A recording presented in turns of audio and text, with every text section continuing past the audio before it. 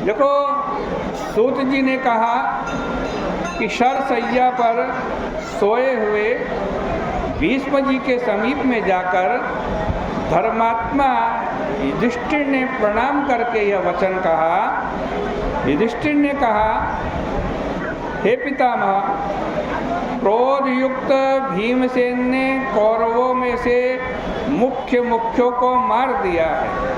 अन्य लोगों को अर्जुन ने मार दिया है युद्ध में। इस तरह दुर्योधन के कुमंत्र से हमारे कुल का क्षय हो गया है। इस समय पृथ्वी और पाताल पर बालक, वृद्ध और रोगियों के सिवाय कोई नहीं है।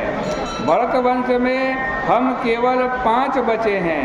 ऐसी स्थिति में एक छत्र राज्य भी मुझे पसंद नहीं है। मुझे अपने जीवन से घृणा है और मेरे अंगों को कहीं चैन नहीं है। सनातन संतान का विच्छेद देखकर मेरे हृदय में बड़ा संताप हो रहा है। उत्तरा के गर्भ में जो संतान है वो भी अश्वत्थामा के अस्त्र से दग्ध हो गई है। अतः मुझे संतति का विच्छेद देख करके दुगना दुख हो रहा है।